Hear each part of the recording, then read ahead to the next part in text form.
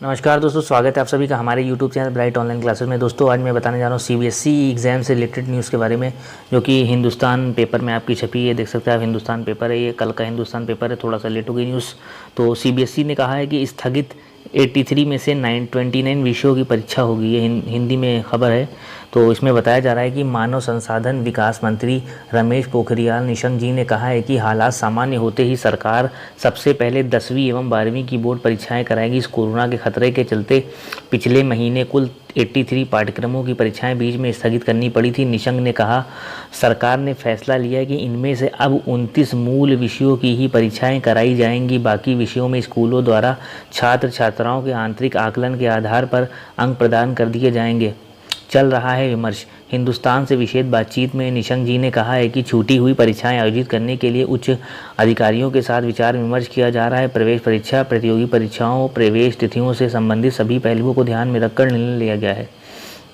तो दोस्तों ये थी पूरी खबर। निशंक ने कहा, इसके अलावा ऑनलाइन पढ़ाई के लिए दिशा निर्देश जारी किए गए हैं। सरकार 21 करोड़ छात्रों के भविष्य को लेकर चिंतित है।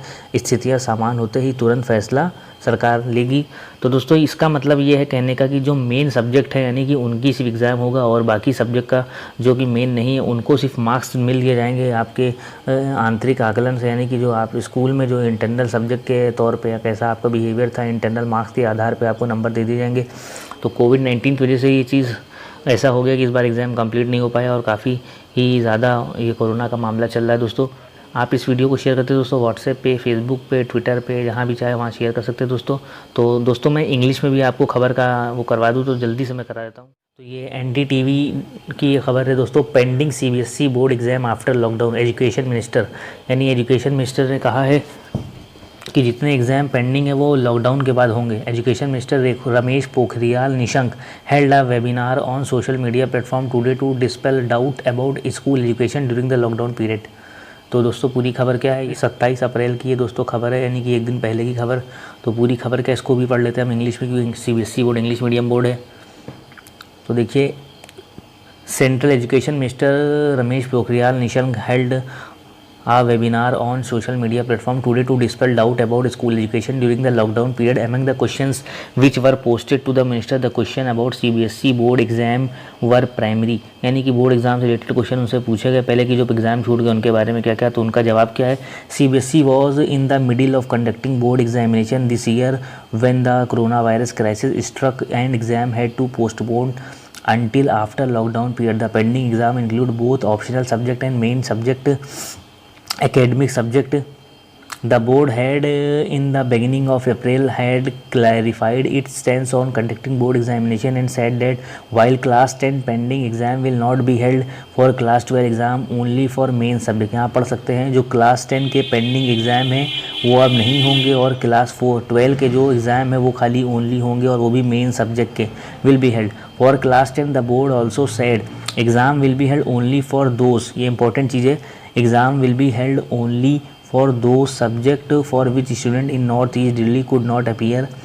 यानी कि नॉर्थ ईस्ट दिल्ली में जो सीबीएसई के 10th के एग्ज़ाम कैंसिल हो गए थे, वो रियोट की वजह से दिल्ली में जो हुआ था, इस वजह से अगर उनके जो मेन सब्जेक्ट के एग्ज़ाम छूटे हैं 10 के, तो उनके एग्ज़ाम होंगे, और जो लोगों ने एग्ज़ाम मेन सब्जेक्ट के दे दिया तो उनके 10th के एग्ज़ाम नहीं होंगे। ठीक है दोस्तों। The minister today while answering question emphasised that exam will be held after lockdown is over and normalcy return. उन्होंने कहा है कि जैसे ही लॉकडाउन खत्म होगा, नॉर्मलसी वापस आ जाएगी, यानी कि सामान्य जनजीवन हो जाएगा, तब ये एग्ज़ाम आपका होगा। List of subject which main exam will be held has already been shared by CBSE. और जैसे ही सब्जेक्ट की लिस्ट डिसाइड हो जाएगी वो सीबीएसई के द्वारा आपको मिल जाएगी ऑनलाइन साइट पे दोस्तों। He also appeal to the parent that while they should not force student to the study the entire time, they should also make sure that student are ready to appear for the exam and when it is held. तो उन्होंने ये भी एक appeal की है parents से, माता पिता से, कि अपने बच्चों को फोर्स मत करें कि पढ़ने के लिए जाके हमेशा दिन भर पढ़ता रहे। और उन्होंने ये भी कहा है कि बच्चे भी रेडी रहें, प्रिपेयर रहें एग्ज़ाम के लिए, जो एग्ज़ाम पोस्ट लॉकडाउन के फ़ौरन बाद कभी भी हो सकता है दोस्तों, इसलिए तैयारी अपनी करते रहिए आप लोग। ठीक है दोस्तों। He added that proper precaution will be taken maintain safety of student of this time. और प्रॉपर सेफ्टी और प्रिकॉशन लेना चाहिए इस टाइम में, ठीक है दोस्तों। About board exam result said that arrangement is being made to begin evaluation for board exam answer sheet for subject in which exam will no longer be conducted, grade mark would be awarded on the basis of interest internal assessment he added.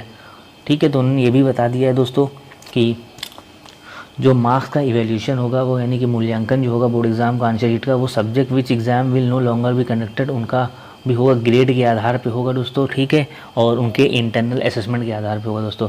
तो दोस्तों ये थी पूरी news. दोस्तों अगर आपको video पसंद आई तो इस वीडियो को लाइक करिए, शेयर करिए और अपने दोस्तों में ज़रूर शेयर करिए जो CBSE एग्ज़ाम 10th या 12th में हो दोस्तों, और चैनल को सब्सक्राइब जरूर करिएगा, बेल आइकन को प्रेस करिए। तब तक के लिए दोस्तों धन्यवाद। जय हिंद, जय भारत। थैंक यू दोस्तों।